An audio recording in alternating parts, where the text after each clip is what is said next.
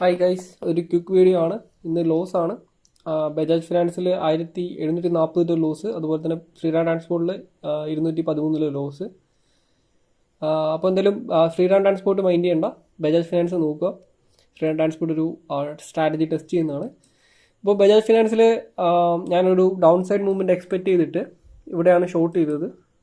ഒരു triangle pattern കാണാം, ബ്രേക്ക്ഔട്ടായി റീട്രേസ്മെൻറ്റിലാണ് ഞാൻ ഷോർട്ട് ചെയ്തത്. ഈ ഒരു ലെവലാണ് എൻട്രി എടുത്തത്. എൻ്റെ സ്റ്റോപ്പ് ലോസ് എന്ന് പറയുന്നത് 50 പോയിൻറ്റ്സ് ആയിരുന്നു. അപ്പോൾ ഞാൻ കുറച്ച് കോൺഫിഡൻസ് കൂടുതലായിരുന്നു ഒരു നല്ലൊരു ഫോൾ വരുമെന്ന്. അതുകൊണ്ടാണ് ഞാൻ ഇവിടെ ഒരു എൻട്രി എടുത്തത്. പ്രോബബ്ലി കുറച്ചും കൂടി വെയിറ്റ് ചെയ്യായിരുന്നു. എൻ്റെ സ്റ്റോപ്പ് ലോസ് ജസ്റ്റ് ഒന്ന് ഹിറ്റായിട്ട് ഒരു ഹ്യൂജ് ഡംപ് വരുന്നുണ്ട് ഇവിടെ.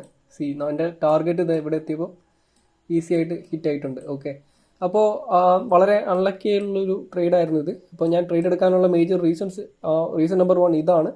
അപ്പോൾ ഇന്നലത്തെ അതേ റീസൺസ് തന്നെയാണ്. ഇവിടുന്ന് ഒരു ഫിബനാച്ചി ഇവിടുന്ന് ഈ ഒരു ഹൈ തൊട്ട് ഈ ഒരു ലോ വരെ വരച്ചാൽ ഞാൻ ആ ടൈം റീടെസ്റ്റ് ചെയ്ത് ഞാൻ ആ എൻട്രി എടുത്ത സമയത്ത് ഹൈ എന്ന് പറയുന്നത് എക്സാക്ട്ലി 0.5 അടുത്തായിരുന്നു. 0.5 അടുത്താണ് ആ ഒരു ഹൈ. ഞാൻ എൻട്രി എടുത്തതിന് ശേഷം സ്റ്റോപ്പ് ലോസ് ഹിറ്റ് ആയത് കറക്റ്റ് 0.5 റിജക്ഷൻ ആണ്. സോ അങ്ങനൊരു മിസ്റ്റേക്ക് പറ്റി. ഞാൻ പ്രോബബ്ലി വെയിറ്റ് ചെയ്തിരുന്നു എന്നുണ്ടെങ്കിൽ കുറച്ചും കൂടി ബെറ്റർ എൻട്രി കിട്ടിയേനെ, കുറച്ചും കൂടി ബെറ്റർ പ്രൈസിൽ നമുക്ക് ഷോർട്ട് ചെയ്യായിരുന്നു.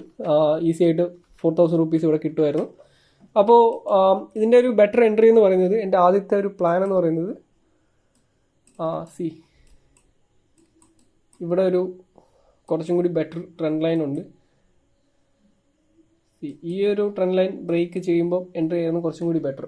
ഓക്കെ, ഞാൻ രാവിലെ ആ ഒരു പ്ലാനിലായിരുന്നു വെയിറ്റ് ചെയ്തത്. പക്ഷേ ഈ ഒരു ട്രെൻഡ് ലൈനിൽ എൻട്രി ചെയ്തിരുന്നുണ്ടെങ്കിൽ നമുക്ക് ചെറിയൊരു സ്റ്റോപ്പ് ലോസിൽ എൻട്രി ചെയ്യായിരുന്നു, നല്ലൊരു ടാർഗറ്റ് ഹിറ്റ് ആവും. ശ്രീറാം ട്രാൻസ്പോർട്ടിലും സെയിം ആണ് ഞാൻ എൻട്രി എടുത്തത്. ഇതുപോലത്തെ ഒരു സെയിം സെറ്റപ്പാണ് ശ്രീറാം ട്രാൻസ്പോർട്ട്, രണ്ടും ഐഡൻറ്റിക്കലാണ്. ഞാൻ ചെയ്ത മിസ്റ്റേക്കും സെയിം ആണ്. ഞാൻ എൻട്രി എടുത്തത് ഈ ഒരു ബ്രേക്ക് ഔട്ടിലാണ്. ഓക്കെ, ഈ ഒരു ട്രെൻഡ് ലൈൻ അല്ല, ഈ ഒരു ബ്രേക്ക് ഔട്ടിലാണ് എൻട്രി എടുത്തത്.